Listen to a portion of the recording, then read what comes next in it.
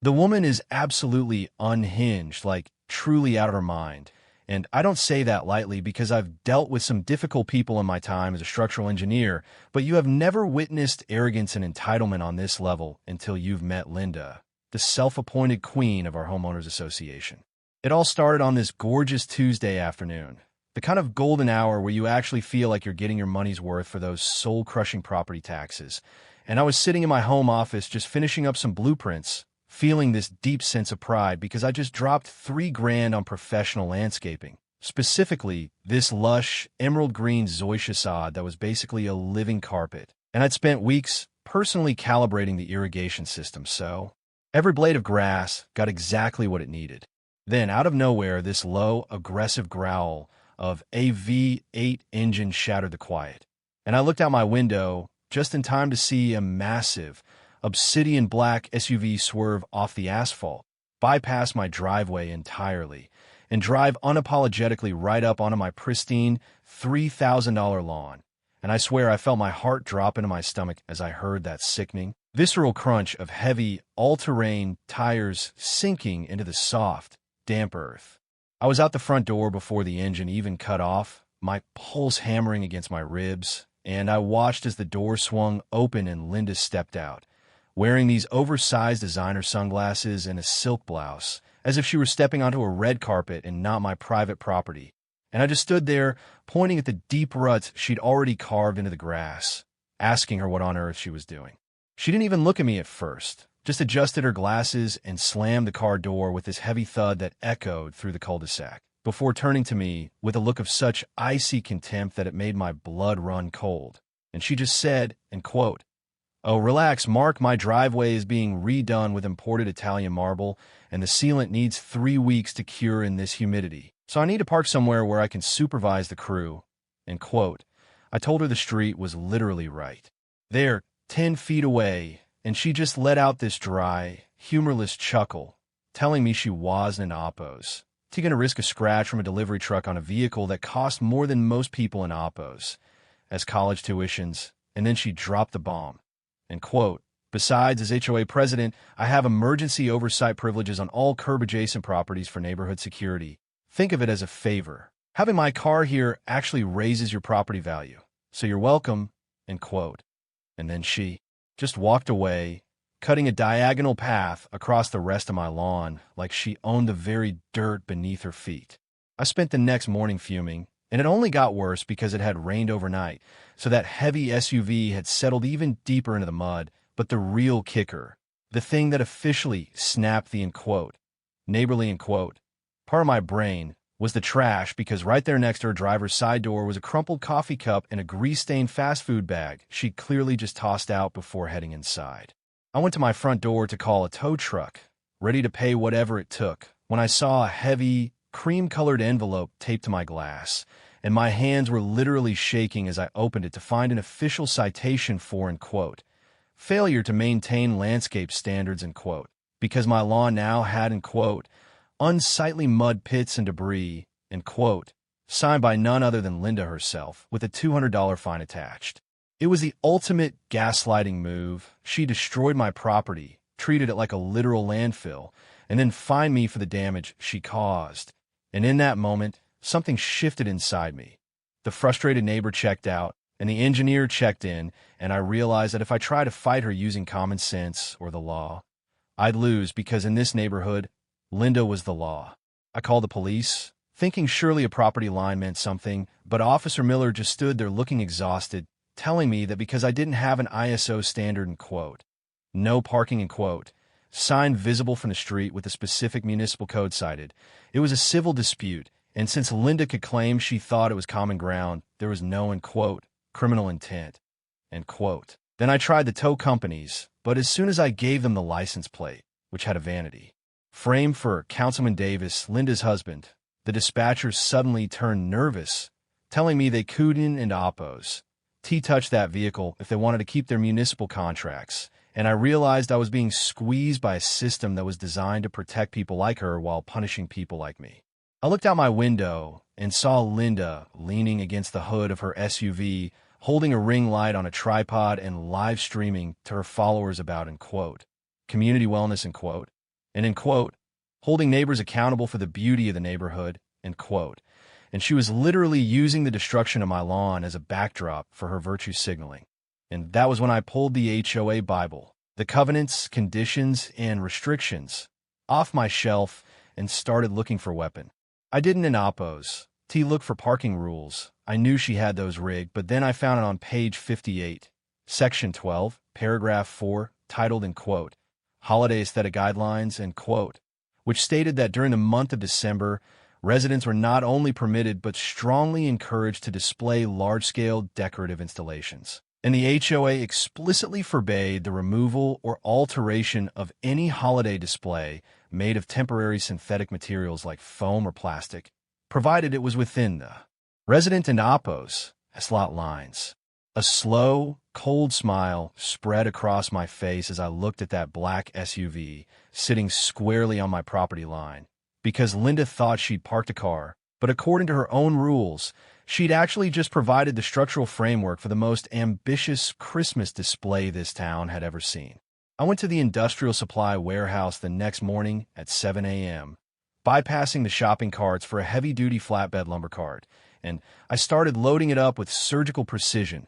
10 rolls of 80-micron industrial stretch film, 60 cans of expanding polyurethane sealant, cases of matte white spray paint, and 200 meters of app-controlled, programmable smart LED lights. And when the cashier looked at me like I was building a bunker, I just swiped my card without a second thought, because $400 was a small price to pay for my sanity. I spent the afternoon in my backyard doing end quote, proof of concept, end quote, on an old rusted wheelbarrow, wrapping it in layers of the film before encasing it in the foam. And 3 hours later, I sliced it open to find the metal underneath was pristine, not a single chemical burn or scratch, which meant that legally, I was an oppos. T touching her car, I was simply, end quote, incorporating, end quote, it into a temporary structure. Christmas Eve arrived with a biting cold and a heavy, velvet darkness that settled over the suburb, and I sat in my darkened living room with a pot of coffee, watching the street like a spider waiting for a vibration, and at exactly 11:30 p.m., those familiar headlights swept across my wall, and the V8 engine rumbled to a stop as Linda overcorrected her turn, mounting the curb and sinking deep into the ruts of my ruined yard once again. She stumbled out in a sequin dress, clearly coming back from some high society mixer and smelling like expensive gin, and she didn't in oppos. Teek even noticed the small, laminated sign I'd staked in the mud that read, end quote, warning, active art installation zone, end quote. She just clicked her lock, the car chirped, and she disappeared in her house, and the second her porch light flickered off, I pulled on my black work gloves and stepped into the freezing night air.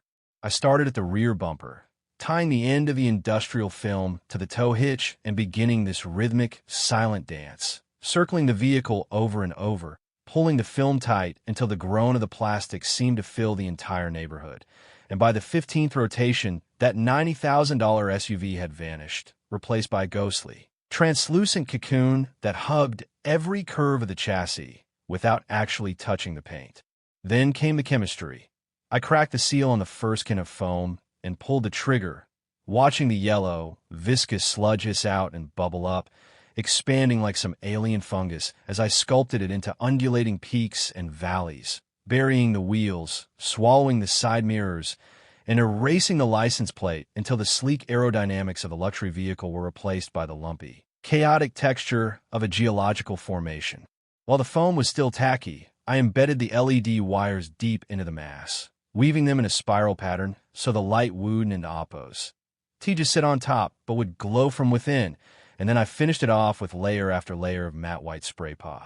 Until the whole thing looked like a 5-foot-tall iceberg that had fallen from the sky and landed right in the middle of my lawn. When I stepped back at 4:30 a.m., my breath misting in the air and my shoulders burning with exhaustion, I pulled out my phone and activated the app, setting the LEDs to a slow, end quote, Aurora Borealis, end quote, fade, and suddenly the mound came alive, pulsing with soft mint greens and icy blues that diffused through the foam into a soft, ethereal aura that was honestly beautiful in a terrifying kind of way. I saw a single rectangle of light cut through the darkness from Linda and Oppo's master bedroom window, The curtain twitched, and even from across the lawn, I could feel the confusion radiating from her as she stared down at the glowing marshmallow that had eaten her car. The sun crested the horizon on Christmas morning, and the reaction was instant. Early morning joggers stopped dead in their tracks. Kids waiting for the holiday bus abandoned their backpacks to poke at the igloo, and even a mail carrier slowed to a crawl, snapping pictures of the pulsing anomaly on my lawn. But the real show started at 7:45 a.m. when Linda and Appo's front door swung open, and she stepped out in her silk robe and fuzzy slippers, holding her coffee mug and pointing her key fob at the empty space where her SUV used to be.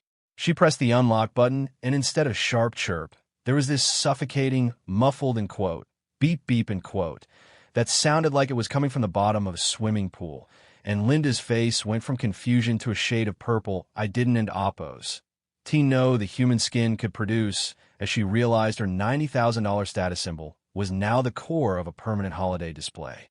She came screaming across the lawn, her slippers getting caked in the very mud she'd created, and she started clawing at the hardened foam with her manicured nails. But it was rock hard and cured to a rigid solid, and she turned on me as I stood on my porch with my coffee, shrieking about how I was going to jail for grand theft auto and destruction of property. I just leaned against the railing and held up a copy of the HOA bylaws, pointing to Section 12, Paragraph 4, and calmly explained that she was currently interfering with a protected holiday installation made of synthetic materials on my private lot, and that any attempt to remove it before January 1st would be a violation of her own regulations.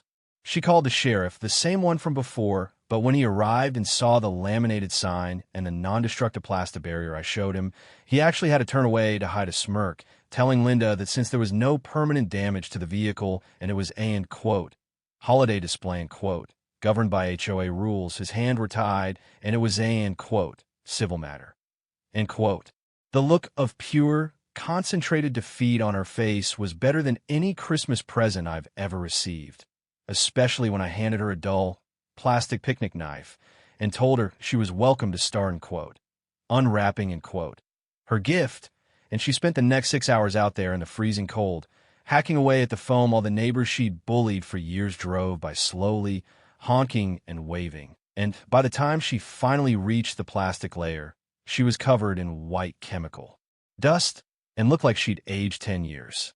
The video of the Yeti of Suburbia went viral by that evening, hitting 4 million views, and the political pressure on her husband was so intense that he reportedly gave her an ultimatum, leading to her voluntary resignation from the HOA board a week later.